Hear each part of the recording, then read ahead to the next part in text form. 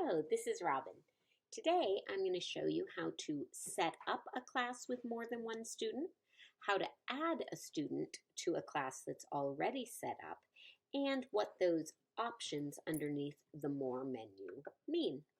If you want to set up a class that has 2 or more students, you're going to do that just like any other class. You're going to select the calendar and choose class. You're going to choose a subject. I'll choose electives. Actually, let's choose foreign language and say Latin 2. And then when you go to the For Whom column, you're just going to choose as many students as you would like in the class. So I'll put both Hope and Juliana in this class. Then you're going to make all the same judgments every day of the week or whatever days, whether there's the classes at a particular time or no time. And then you'll notice the big difference is here. You have the Assignments tab, but this time it says Shared Assignments. And then you have a tab for each individual student's name. So when I add to each day the phrase complete work, that'll show up on each day. It will show on each individual tab as well.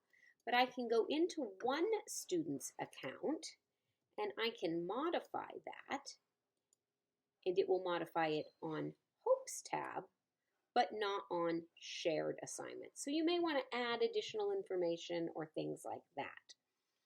You'll also notice you still have the same options in the drop-down More menu. You can add a reminder or a website or a file or a resource, and depending on which one you use, it will or won't apply to all assignments. So if you add anything in the Shared Assignments tab, it will take place for all students who are added to the class. If you're in an individual one, you can get a clue by looking and see how this says add a reminder with nothing after that. That's because if you add a reminder, it's going to add a reminder for everyone, unless you then go in and say you only want it to be for one child. I'm going to X that out now. But you'll notice here, this says upload a file for Hope, or a website for Hope, or assign a resource for Hope. So that indicates that these items are going to happen just for the student named. And when I go to Juliana's tab, I see the same thing, that these options are just for one student. Now, again, we'll see when we go down here, add another assignment to this date for Juliana, would add an assignment just for her.